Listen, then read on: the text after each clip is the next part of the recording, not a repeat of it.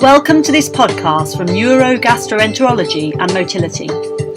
It publishes original research and topical reviews on basic and clinical aspects of gastrointestinal sensation and motility, as well as brain-gut interactions. So welcome everyone to this month's podcast from Neurogastroenterology and Motility. My name is Adam Farmer and I'm a gastroenterologist at the Wingate Institute in London. This month it's my great pleasure to welcome my friend Professor Fernando Azpiroz. Fernando is the Chief of the Department of Digestive Diseases at the University Hospital Vall d'Hebron in the Autonomous University of Barcelona in Spain. So Fernando, many thanks for joining us on the podcast this month, and congratulations to you and your co-authors on your paper entitled Colonic Gas Homeostasis, Mechanisms of Adaptation Following Host G904 Galacto-oligosaccharide Use in Humans. So Fernando, can I ask you, what are the basics of colonic gas homeostasis? Well, first of all, many thanks. It's a pleasure to you, and it's a privilege of having been selected.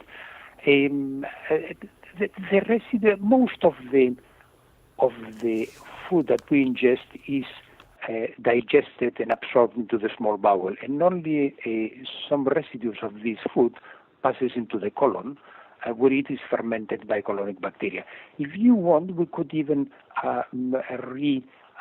define the role of the GI system, saying that the upper part of the gut, that means the stomach and the small bowel, are really focused on digestion and nutrition, whereas the last part of the gut, the colon, the main target is to host the microbiota, providing an adequate environment and hosting this extra organ we have. And so the residues of the meal that have not been used into the really digestive tract in the small bowel pass into the colon, and there they serve as they feed the microbiota, and the microbiota, depending on the microbiota ferment, metabolize these products, and depending on the type of microbiota, the fermentative pathways may release gas. Could you provide a definition of what prebiotics are? Well, prebiotic, the definition has changed over the time, and depending on the body that has defined it. But basically, it is a substance that is not absorbed into the small bowel, that passes into the colon, that is fermented by microbiota, and that produces beneficial effects for the host. So can you provide some background to some of your previous studies using galacto-oligosaccharide host G904? Yeah, there were some studies indicating that prebiotics might be beneficial in patients with IBS type of symptoms. However, we know that these patients usually tolerate badly a diet with high in residues or with fiber. So we hypothesize that these patients may initially, that the prebiotic may initially produce some fermentation, some gas in these patients, but that after a time, the microbiota would adapt to this new challenge, and it will develop new fermentation pathways producing less gas.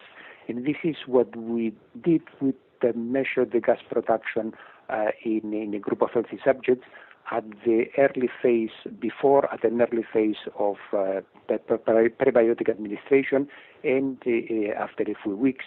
And initially the gas production increased, probably due to the fermentation of the prebiotic, but after a few weeks, gas production returned back to pre-administration levels, indicating that a change in the microbiota took place. So what were the objectives of this study now? Well, having seen that, we wanted to determine what is the mechanism that produces this adaptation. The gas produced in the colon partly is absorbed into the blood and exhaled by breath. Part is fermented by other pools of gas-consuming microbiota and reducing the volume of gas, and the rest is evacuated by anus. So a reduction in net gas production could be related to either a less gas production in terms of a microbiota that with fermentation pathways that release low volumes of gas, or due to an overgrowth of gas-consuming microorganisms that would eat away part of the gas produced. So we wanted to test these two possibilities, and then we did a study. We repeated the same design, providing the prebiotic to a group of healthy subjects before doing some measurements of gas production in a group of healthy subjects before, at the beginning, and after 2 weeks of prebiotic administration. And we repeated the results, so there was an initial increase and then a reduction to an adaptation. But in this study, we did paired studies in each subject at each time point, measuring the volume of gas production after the test meal with and without the gaseous washout. So without gaseous washout, we reproduce the same results as in the previous study. And with washing out the gas of the gut, that means doing the study with a high flow of gases that would take away all the gases produced into the intestine before that these gases could be absorbed into the blood or consumed by other microorganisms. So that would mean the complete gas production. Then we saw that initially the gas production increased, the total amount of endogenous gas production increased, and then there was an adaptation showing that since we did not give time to this gas to be metabolized, this reduction was due to a decreased production of gas during the early fermentation process. So what do you think your absolute key results to come from the study were? Well, first of all, that prebiotics initially produce gas, but this is followed in a short period of time by an adaptation of microbiota with less gas production. So there's some data showing that patients with IBS type of symptoms might benefit from prebiotics, and our advice could be that even if at the beginning they might have some worsening of the symptoms, we might advise them to keep all the treatment for a couple of weeks because they have a good chance to adapt and see a beneficial effect. What were the limitations, as you see it, of your study? Well, the limitation is that this is a proof of concept pilot study run in a relatively small sample size of healthy subjects. And again, these are healthy subjects. We could presume that patients would behave the same way, but there's some data showing that patients with IBS have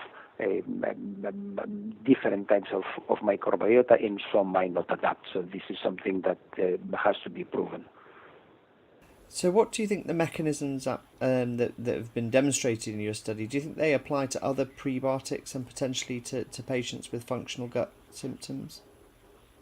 Well, this is an intriguing question because, as a matter of fact, we proved that with a very specific molecule, and in principle, we cannot extrapolate to other. We don't know whether other molecules would do the same. And this is an open question, and we don't know even if this is a characteristic either of this molecule or of all prebiotics or even of all fermentable stuff. Any kind of fiber might produce the same effect. This is an open question that we might have to address.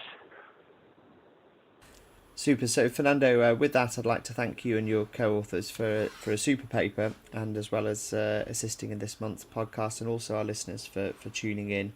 And I look forward to welcoming you again on another instalment of the podcast next month. Further information about this paper can be found on the journal website. We hope that you have enjoyed this podcast, and we look forward to welcoming you to next month's edition.